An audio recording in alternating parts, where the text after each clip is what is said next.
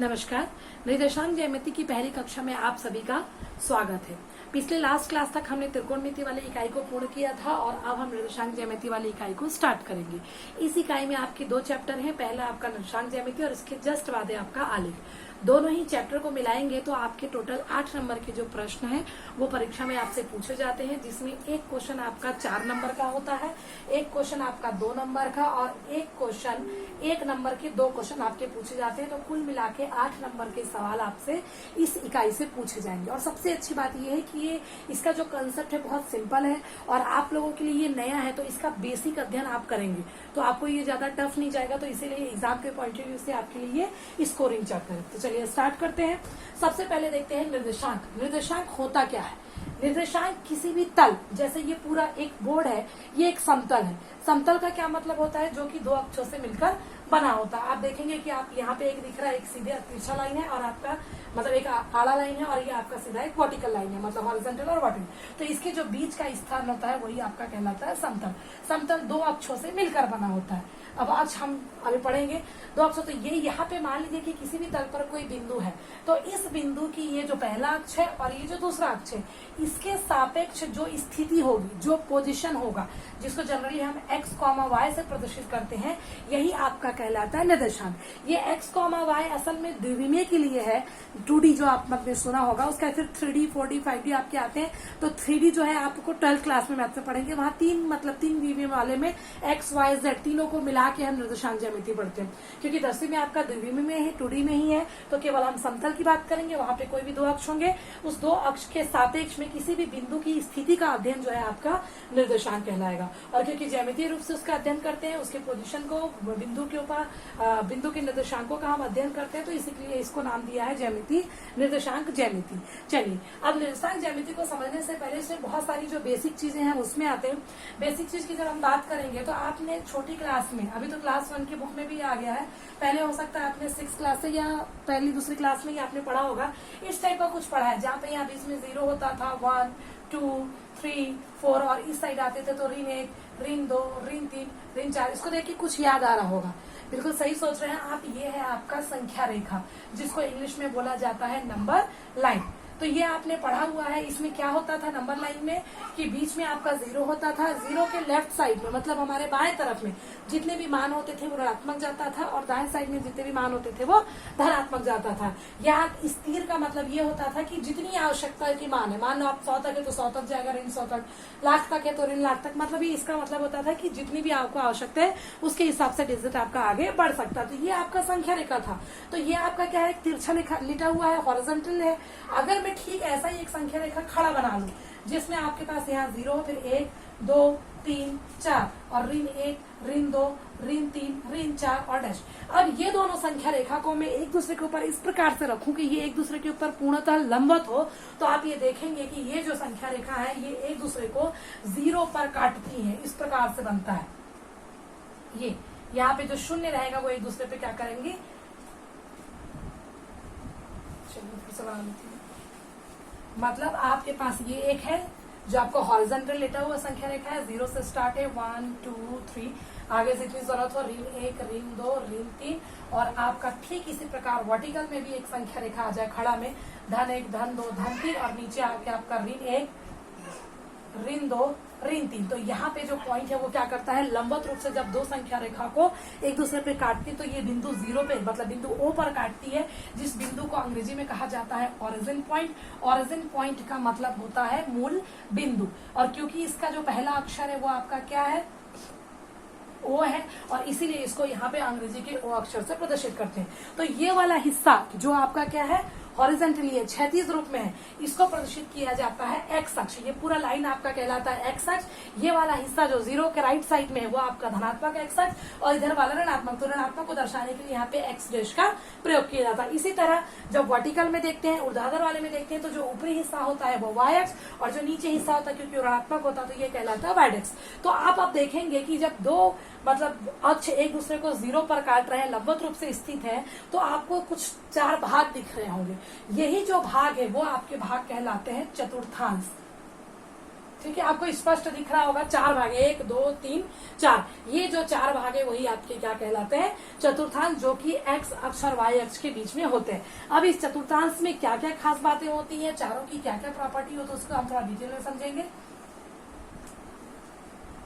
ये जो बिंदु है वो ओ, ओरिजिन पॉइंट यानी मूल बिंदु, यहाँ होता है आपका धनात्मक 2 3 4, अगर जरूरत आगे पड़ेगी तो हम आगे मिल जाएंगे। यहाँ ऋण 1, ऋण 2, ऋण 3, ऋण 4, इस प्रकार से ऊपर जाएंगे तो धन 1, धन 2, धन 3, जरूरत पड़ेगा तो और उधर ऋण 1, ऋण 2, ऋण 3, इस प्रकार से आपका क्या है, मान है। ये पूरा का पूरा आपके एक समतल में अक्षों को प्रदर्शित कर रहा है। ये आपको प्रदर्शित कर रहा है एक्स अक्ष को, ये आपके वाई को। ये एक्स के ऋणात्मक भाग को प्रदर्शित करता है इसलिए एक्स डैश से, ये वाई के ऋणात्मक भाग को प्रदर्शित करता है इसलिए वाई डैश से। अब आप देखिए यहाँ पे ये जो मान है पूरे एक्स अक्ष को रंडी बता रहा है, ये सारे मान धनात्मक है, और यहाँ पे जो मान है वाई के वो भी सारे मान क्या है, धनात्मक। तो एक्स और वाई दोनों के ही धनात्मक मान इस तल पे रहते हैं। तो ये आपका जो चतुर्थांश का वो वाला हिस्सा है जिसमें सारे के सारे मान क्या है, धनात्मक होते हैं। यहाँ पे आ जाते हैं तो यहाँ पे x वाला जो मान, पहला मान हमेशा x को, जब भी कोऑर्डिनेट दर्शाया जाता है, निर्देशांक दर्शाया जाता है, तो पहला जो मान होता है वो x अक्ष के सापेक्ष, दूसरा जो मान होता है वो हमेशा y अक्ष के सापेक्ष। तो यहाँ पे जो पहला मान है x अक्ष, तो x आपको दिख रहा है पूरा क्या है, ऋणात्मक, और इसी में अगर y को देखते हैं तो ये पूरा क्या है, धनात्मक है। तो मतलब ये जो दूसरा भाग है, ये चतुर्थांश का दूसरा हिस्सा ऋण और धन निर्देशांक को प्रदर्शित करता है। तीसरा भाग में जब मैं आती हूँ तो इसमें x वाला भी ऋणात्मक है, y भी ऋणात्मक है, तो मैं इसको लिख सकती हूँ ऋण कॉमा ऋण। और जब मैं चौथे में आती हूँ तो मेरे को दिख रहा है कि x वाला तो धनात्मक है लेकिन y वाला ऋणात्मक है। तो ये जो 4 भागों में, ये जो पूरा का पूरा चतुर्थांश है, ये 4 अलग अलग भागों में कुछ अलग चीजें बता रहा है, तो इसको हम नाम दे सकते हैं। ये आपका कहलाता है पहला चतुर्थांश, ये आपका कहलाता है दूसरा चतुर्थांश, ये आपका कहलाता है तीसरा चतुर्थांश, और ये आपका कहलाता है चौथा चतुर्थांश। तो ये आपके 4 चतुर्थांश है, जिसमें आपका प्रथम चतुर्थांश में एक्स और वाई दोनों के ही धनात्मक मान होते हैं। इसमें आपका एक्स का ऋणात्मक लेकिन वाई का धनात्मक, तीसरे में दोनों का ही ऋणात्मक, और चौथे में पहले वाला एक्स का धनात्मक और वाई का मान ऋणात्मक होता है। तो ये आपके चतुर्थांश है। ठीक है, अब इसी को आगे बढ़ते हुए हम देखेंगे कि हम प्रश्नावली पे आए, उसके पहले मैं कुछ और चीजें बतानी चाहूंगी आपको। जैसे कि ये पूरा का पूरा एक्स अक्ष है, कोई बिंदु अगर खाली एक्स अक्ष में होता है तो उसमें वाई का मान 0 होता है, और कोई बिंदु केवल अगर वाई अक्ष पे, मतलब इस डंडी पे हो, तो आपका मान एक्स का मान क्या होता है, 0। एक और इम्पोर्टेंट चीज कि जो एक्स है, जो एक्स अक्ष है, उसके लिए एक और शब्द का प्रयोग किया जाता है, उसे हिंदी में कहा जाता है भुजड़ी। क्यों? क्योंकि इसमें से 1 नंबर वाले प्रश्न आते हैं, तो ऑब्जेक्टिव में इस टाइप के प्रश्न पूछे जा सकते हैं। ठीक इसी प्रकार वाई अक्ष के लिए एक शब्द का इस्तेमाल किया जाता है, वो है कोटि। तो एक्स अक्ष के लिए इस्तेमाल होता है शब्द भुज, और वाई अक्ष के लिए इस्तेमाल होता है शब्द कोटि। चलिए प्रश्नावली में चलते हैं, फिर जो जो चीजें आती जाएंगी फिर उसी हिसाब से मैं आपको डिस्क्राइब करते जाऊंगी। चलिए पहला प्रश्न है, प्रश्नावली 1 का पहला प्रश्न है कि नीचे कुछ बिंदुओं के निर्देशांक दिए गए हैं, आपको ये बताना है कि ये जो निर्देशांक है कौन से चतुर्थांश में है। चतुर्थांश का पता करने के लिए एक्स और वाई का मान जानना जरूरी नहीं है, बल्कि एक्स वाले और वाई वाले अक्ष के सापेक्ष में जो मान है वो धनात्मक है या ऋणात्मक है, ये जानना जरूरी। जैसे कि पहला प्रश्न है आपका 3,4, कि आपको ये बताना है कि 3,4 कौन सा चतुर्थांश में आएगा। तो ये 3 है या 4 है ये मत देखें, ये देखें कि यह पहला मान एक्स वाला ये धनात्मक है, ये वाला वाई वाला ये भी धनात्मक है, तो दोनों ही धन धन कौन से चतुर्थांश में आता है, प्रथम चतुर्थांश में। तो हम क्या बोलेंगे, 3,4 जो है आपका प्रथम चतुर्थांश में मिलेगा। उसी प्रकार दूसरा प्रश्न दिया हुआ है ऋण 5,6, ऋण 5,6 कौन से चतुर्थांश में, ये आपको बताना है। तो x वाला मान आपका ऋण 5 है, ऋण 5 है, तो आप देख लीजिए उसके आगे कौन सा चिन्ह है, ऋण। y वाला मान धन 6 है, मतलब धनात्मक है, तो ऋण धन कौन सा चतुर्थांश में आता है, ऋण पहला है, और धन ये आपका आता है दूसरे चतुर्थांश में। तो आप सीधा क्या लिखेंगे, ऋण 5,6 आपके द्वितीय चतुर्थांश में स्थित होगा। इसी प्रकार तीसरा प्रश्न में आपका दिया हुआ है ऋण 2, ऋण 1, मतलब दोनों ही ऋणात्मक इसमें आते हैं तीसरे चतुर्थांश में। तो आप सीधा लिखेंगे ऋण 2, ऋण 1 जो है वो कौन से चतुर्थांश में है, तीसरे चतुर्थांश में। इसी प्रकार चौथा दिया हुआ है पहले का कि 2.5, ऋण 7, तो पहला मान धनात्मक और दूसरा मान ऋणात्मक, और धन और ऋण किसमें आता है, धन और ऋण आपका आता है चौथे चतुर्थांश पे। तो इस तरह से आपको ये समझ में आ गया होगा कि केवल मान को देख के, मान मतलब कि उसके चिन्हों को देख के आप ये पता लगा सकते हैं कि वो कौन से चतुर्थांश में। तो टोटल 4 चतुर्थांश होते हैं। प्रथम चतुर्थांश में मान दोनों एक्स और वाई दोनों के चिन्ह जो है धनात्मक होते हैं। द्वितीय चतुर्थांश में एक्स ऋणात्मक लेकिन वाई धनात्मक होता है।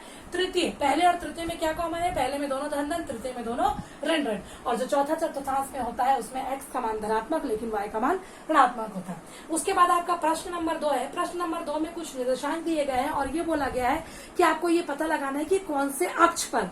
तो मैंने अभी थोड़ी देर पहले ही आपसे एक चीज कहा था कि अगर कोई बिंदु केवल एक्स अक्ष में है, मतलब ये एक्स अक्ष में इस डंडे पे स्थित है, तो वहां उसके लिए मान लीजिए खाली मैं 3,0 की बात कर रही हूँ, तो 3,0 करूंगी तो एक्स का मान 3, तो 1 2 3। अगर एक्स यहाँ पे 3 है तो वाई का मान क्या है? 0 है। तो अगर कोई बिंदु यहाँ पे स्थित है तो इसका मतलब है वाई उसके लिए 0 है, और अगर कोई बिंदु वाई वाले डंडे पे स्थित है तो इसका मतलब है कि उसके लिए एक्स 0 है। बस इसी के आधार पे हम अक्ष पहचानेंगे। पहला प्रश्न है 0,5, तो एक्स का मान 0 है, y का मान है, तो y का मान है मतलब ये y अक्ष पर होगा। इसी प्रकार ऋण 6,0, तो ऋण 6 जरूर है लेकिन x का अक्ष का है। पहला वाला मान x का होता है तो x अक्ष पर स्थित है, इसका मतलब है ये x अक्ष पर है। ऋण 3,0, फिर x वाला मान है, y 0 है, इसका मतलब x अक्ष पे। 0, ऋण 3.5, x वाला 0 है, y में कोई मान है, तो ये किस अक्ष पर होगा? y अक्ष पर होगा। तो ये आपके प्रश्नावली एक के प्रश्न 1 और 2 थे। इसी प्रकार कुछ खाली स्थान प्रश्न 3 में दिए गए हैं जो कि एग्जाम के पॉइंट ऑफ व्यू से बहुत इंपॉर्टेंट है, जिसमें पहला है कि बिंदु 4, ऋण 7 कौन से चतुर्थांश में है। तो हम क्या देखेंगे? 4 क्या है? धन, तो ये क्या है? ऋण। तो धन ऋण कौन से चतुर्थांश में आता है? चौथा। तो आपका आंसर क्या आएगा कि बिंदु 4, ऋण 7 चौथा चतुर्थांश में होगा। उसके बाद दूसरा खाली स्थान आपका दिया है एक्स अक्ष पर स्थित, मतलब कि कोई बिंदु जो है वो एक्स अक्ष पर है तो y का निर्देशांक क्या होगा। तो मैंने अभी कहा है आपको, जैसे कि x अक्ष पे है लेकिन y पे कुछ भी नहीं है तो y क्या होगा? 0। तो अगर कोई बिंदु x अक्ष पर होगा, मतलब x वाली डंडी पे अगर वो एग्जैक्ट स्थित है तो y का मान 0। इसी प्रकार जो फोर्थ खाली स्थान है उसमें बोला कि अगर y अक्ष पर है तो x पर क्या होगा? तो वो क्या आएगा? 0। और तीसरा और जो सबसे मतलब बोलना चाहिए बहुत प्यारा सा सवाल है वो ये है कि मूल बिंदु के निर्देशांक क्या होता है। तो मूल बिंदु क्या है? Origin point O। तो ये एक ऐसा बिंदु है क्योंकि जब हम इस डंडे पे चलते तो ये सब x है, यहाँ पे भी x है, इस पे चलते तो ये y है, यहाँ पे y है, लेकिन ये जो बीच वाला हिस्सा है वो एक ऐसा बिंदु है O जहाँ पे x और y दोनों एक दूसरे को काटते हैं, तो इसको बोला जाता है ऑरिजिन पॉइंट या मूल बिंदु। तो मूल बिंदु के निर्देशांक क्या होता है? उसमें x भी 0 होता है और y भी 0 होता है। तो मूल बिंदु के निर्देशांक आपके होते हैं 0,0। तो ये आपका निर्देशांक ज्यामिति था। बहुत ही इंटरेस्टिंग और बहुत इजी चैप्टर है। इजी इसीलिए क्योंकि ये आपका बेसिक हिस्सा है, अभी 9वीं 10वीं से आपका स्टार्टिंग है, आपने पहले नहीं पढ़ा तो यहाँ से शुरू से जो है निर्देशांक ज्यामिति को स्टार्ट किया जा रहा है।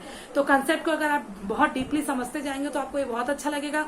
दूसरा, निर्देशांक ज्यामिति कोऑर्डिनेट जो है वो इसीलिए भी इम्पोर्टेंट है कि आप कभी कभी न्यूज में सुनते हो कि जो चंद्रमा है वो पृथ्वी के आज सबसे निकट है, तो कैसे पता चलता है निकट? उसके पोजीशन से, उसकी स्थिति से। स्थिति कैसे पता चलता है? निर्देशांकों की सहायता से।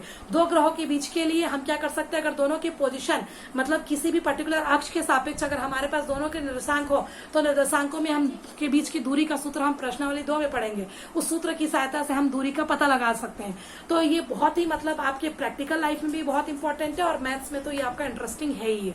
तो चलिए अब नेक्स्ट क्लास में हम प्रश्नावली 2 को कंटिन्यू करेंगे, मतलब 2 को स्टार्ट करेंगे। और प्रश्नावली 1 में आखिरी का एक ग्राफ में क्वेश्चन दिया हुआ है, आप उसको देखेंगे। आपको अगर ये प्रश्न 1 और प्रश्न 2 समझ में आए तो डेफिनेटली वो भी बन जाएगा। अगर उसमें कोई प्रॉब्लम होगी तो आप बिल्कुल कमेंट में उसको मेंशन करिए, और बन जाता है तो हम डायरेक्ट प्रश्नावली 2, और अगर उस क्वेश्चन में कोई प्रॉब्लम होगा तो कल की क्लास में पहले हम उसको देखेंगे और उसके बाद फिर प्रश्नावली 2 को स्टार्ट करेंगे। Thank you.